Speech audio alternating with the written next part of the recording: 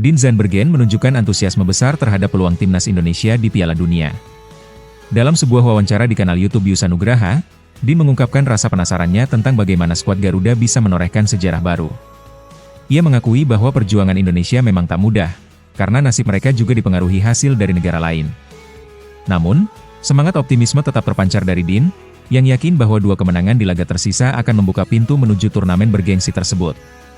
Ia menilai bahwa kesempatan besar ini seharusnya menjadi motivasi ekstra bagi para pemain muda Indonesia. Indonesia kini menghadapi tantangan berat dalam lanjutan kualifikasi Piala Dunia dengan laga krusial melawan Cina dan Jepang. Pertandingan melawan Cina akan berlangsung pada 5 Juni 2025 di Stadion Gelora Bung Karno, yang dipastikan akan dipadati lautan supporter setia. Sementara itu, 5 hari kemudian, tantangan super berat menanti saat menghadapi Jepang di Suita City Football Stadium. Dean mengingatkan bahwa di pertemuan sebelumnya, Indonesia sempat menelan kekalahan dari kedua tim ini, sehingga kali ini diperlukan semangat juang lebih tinggi. Ia percaya bahwa membalikan hasil di 2 pertandingan ini akan menjadi momentum luar biasa untuk mewujudkan mimpi berlaga di Piala Dunia.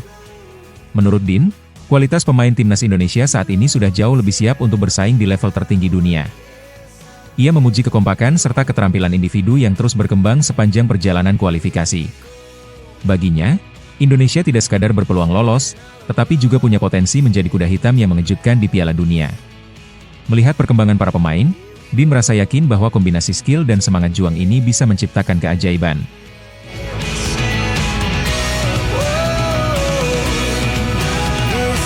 Timnas Cina kini berada dalam situasi yang sangat tertekan setelah mencatatkan performa mengecewakan di kualifikasi Piala Dunia Zona Asia. Sampai pertandingan keempat Grup C, mereka baru mengumpulkan 6 poin dan terpuruk di dasar klasemen. Sebaliknya, Timnas Indonesia tampil mengejutkan dengan perolehan 9 poin dan mengamankan posisi keempat yang membuat peluang mereka semakin terbuka. Dengan hanya tersisa 2 laga, tekanan di kubu Cina semakin besar karena syarat untuk lolos langsung ke Piala Dunia mengharuskan mereka berada di 2 besar.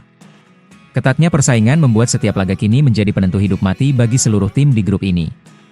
Sesuai regulasi, hanya 2 tim teratas yang mendapatkan tiket otomatis ke putaran final Piala Dunia.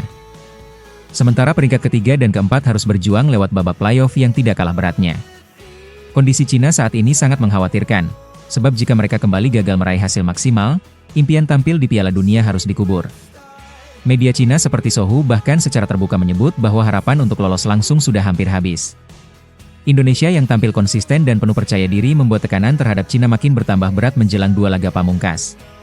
Di tengah keputusasaan tersebut, Sohu menyoroti adanya celah peluang yang bisa datang dari faktor eksternal yang tidak terduga. Rumor tentang potensi mundurnya Iran dari Piala Dunia karena ketegangan diplomatik dengan Amerika Serikat menjadi sorotan besar. Jika skenario ini benar terjadi, 1 slot untuk Asia bisa terbuka, memberikan harapan tambahan bagi tim-tim yang tertinggal termasuk Cina.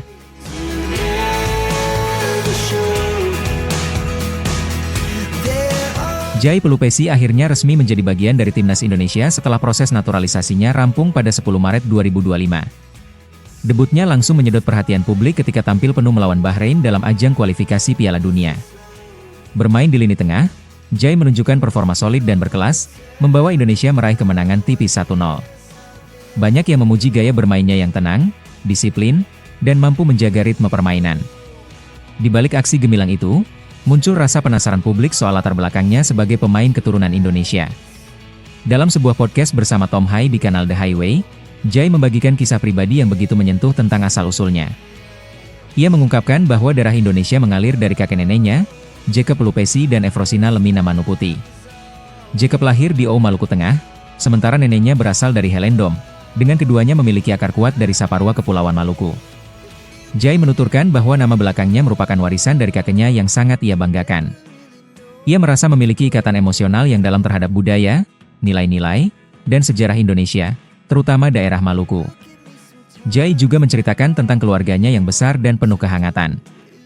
Ia mengungkapkan bahwa 8 dari 10 anak kakek neneknya lahir di Indonesia sebelum akhirnya sebagian besar menetap di Belanda. Setiap kali keluarga berkumpul, suasana selalu ramai, penuh canda tawa, dan ia menyebutnya sebagai kekacauan yang menyenangkan. Baru-baru ini, adiknya pun berada di Maluku untuk melangsungkan pernikahan, mempererat kembali hubungan keluarga mereka dengan tanah leluhur. Momen ini menjadi titik penting yang memperdalam rasa cinta keluarganya terhadap Indonesia.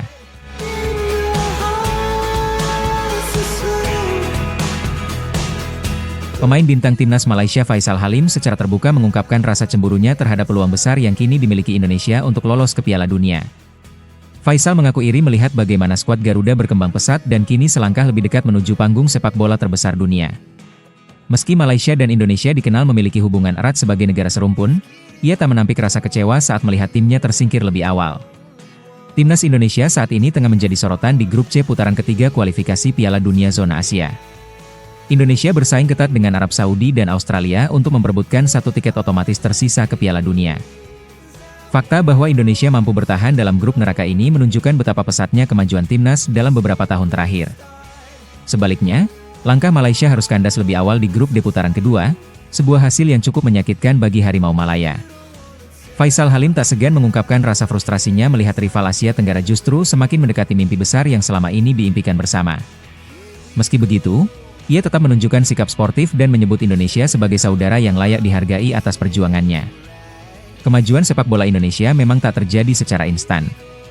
Kombinasi pelatih berkelas dunia, peningkatan kualitas liga domestik, regenerasi pemain muda, serta dukungan penuh dari federasi menjadi fondasi kuat di balik lonjakan performa Garuda.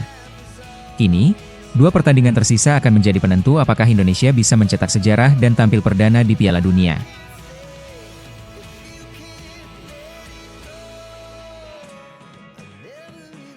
Keputusan mengejutkan datang dari Gina De Jong, yang mengumumkan mundur dari Timnas Indonesia Putri. Dalam unggahan di Instagram, Gina mengungkapkan kekecewaannya yang mendalam terhadap situasi yang ia alami selama menjadi bagian dari timnas. Ia menyebutkan adanya perlakuan yang tidak profesional, meskipun tidak menjelaskan secara rinci apa yang dimaksud. Pernyataan ini segera menjadi sorotan publik, memicu banyak pertanyaan terkait kondisi internal timnas wanita Indonesia. Menanggapi hal tersebut, anggota Komite Eksekutif PSSI Arya Sinulinga memberikan klarifikasi mengenai permasalahan yang dihadapi Gina. Arya menjelaskan bahwa masalah utama kemungkinan terkait dengan proses naturalisasi Gina yang terhenti, karena ia tidak menerima rekomendasi dari pelatih timnas. PSSI menurut Arya hanya memproses pemain yang direkomendasikan secara langsung oleh pelatih kepala. Tanpa adanya rekomendasi tersebut, federasi tidak bisa melanjutkan proses administratifnya. Selain itu, Arya juga menyatakan bahwa kekecewaan Gina bisa jadi berasal dari harapan yang tidak terwujud terkait posisi di timnas. Meski demikian, ia menegaskan bahwa keputusan pelatih selalu didasarkan pada pertimbangan teknis dan kebutuhan tim. PSSI berpegang pada prinsip objektivitas dalam pemilihan pemain, dan bukan pada tekanan eksternal atau popularitas pemain, yang menunjukkan kompleksitas dalam proses pemilihan pemain naturalisasi. Gina sendiri menyatakan bahwa keputusan mundurnya sudah dipikirkan dengan matang. Ia mengungkapkan bahwa dirinya adalah pribadi yang memperjuangkan keadilan dan tidak ingin mengorbankan harga dirinya sebagai pemain.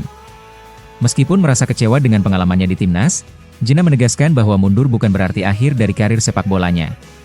Ia tetap berkomitmen untuk melanjutkan perjalanan sepak bolanya, meski tanpa seragam timnas Indonesia.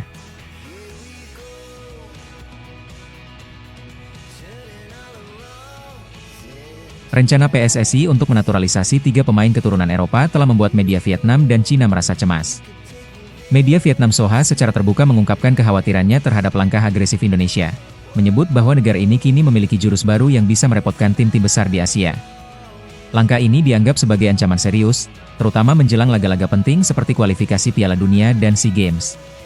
3 pemain yang menjadi sorotan dan diharapkan memperkuat timnas Indonesia adalah Pascal Struijk, Miliano Jonathan, dan Tristan Gojjer. Pascal Struijk, bek berpostur 190 cm yang saat ini bermain di Leeds United telah menjadi pembicaraan hangat.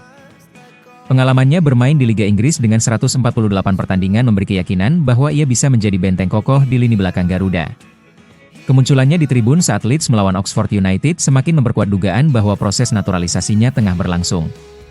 Selain Struijk ada juga Miliano Jonathan, gelandang serang berusia 21 tahun yang bermain untuk Jong FC Utrecht. Miliano dikenal sebagai pemain lincah dengan visi bermain tajam, sangat cocok untuk mengisi lini tengah timnas Indonesia.